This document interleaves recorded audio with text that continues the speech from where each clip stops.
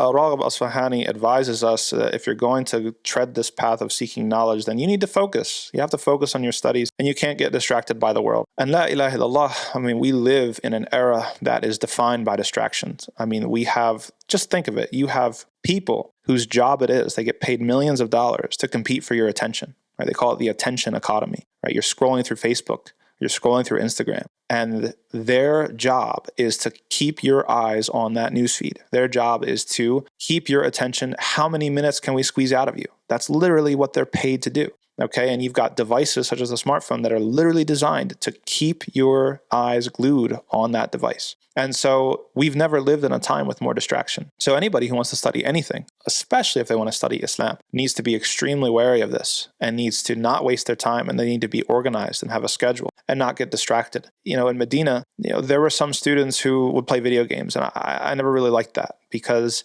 I felt like it was not appropriate. I felt like it was a distraction and not befitting sort of the purpose for which we were there. Now, it's true that everybody needs to sort of take their mind off of things and reset. And okay, I can see an argument for that. Somebody wants to play a video game once in a while in order to kind of like take their mind off of things and reset. But I definitely saw some students that it became a problem for them. It was a habit. It was something that they did regularly, and it actually detracted from their studies. So you need to take it seriously. You need to find that sweet spot. You're not going to burn yourself out. Okay, yeah. But you also need to not get distracted. You also need to make sure that you focus on what you're there to do and that you apply yourself. That make sure that at the end of the day, that you can walk away and say, you know what, I didn't do everything right and I made some mistakes, but I sure did apply myself. The next thing that we absolutely have to avoid as students on the path is arrogance towards our teachers. Arrogance towards our teachers and arrogance towards the subject. And that can look like a lot of different things. I remember one of my favorite professors in Medina, al-Muthanna Abdul Fattah,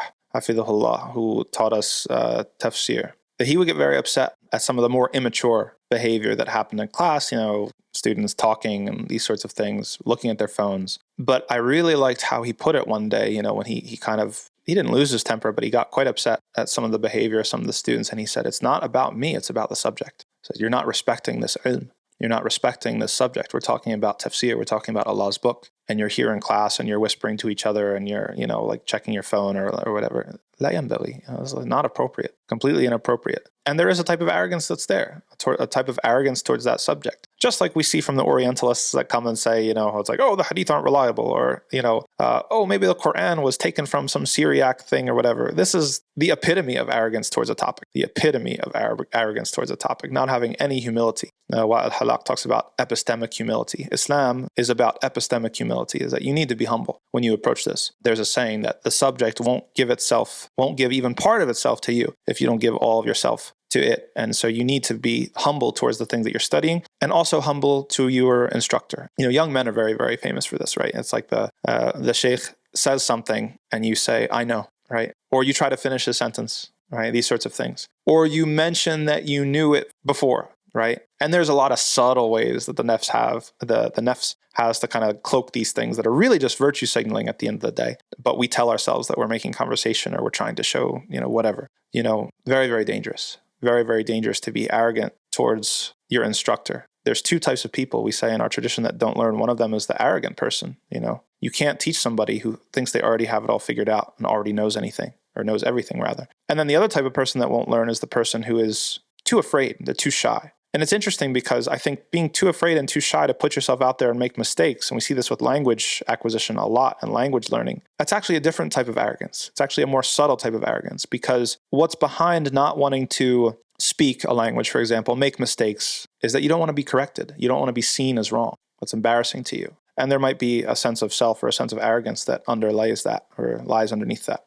So yeah, you need to be respectful. There's a saying, right? People talk about Musa and Khadr, right? Musa traveled to Khadr, not the other way around. You have these days, people want the sheikh in your home.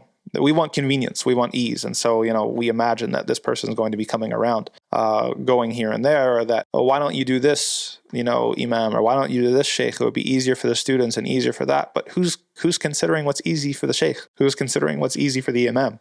We want you to do this and that and the third. We want you to do, okay, suggestions are fine. But Also pay attention and learn the suggestions of the sheikh and the suggestions of the imam. Maybe there's a reason why he's not answering your question, if it's a fiqh question in a public forum. Maybe there's a reason why he chose to deliver something in a certain format, as opposed to a format maybe that you would like. There's lessons there. And any good sheikh that's worth his salt is actually going to be subtly teaching these things to you. He won't say it out loud. He won't say it explicitly, but he's actually showing you something important through those decisions as well. Assalamu alaikum wa rahmatullah. Our fundraiser has been an amazing success. May Allah reward every single person who has contributed to the Waqf Fund for Uticamasjid. So with the last 10 nights coming up, we really encourage everybody to strive and donate generously. And if you've donated what you can already, then to just spread the message and share it with people who you think might be interested in supporting our work. And we ask Allah to accept it from you and to make it a means of your salvation in the afterlife.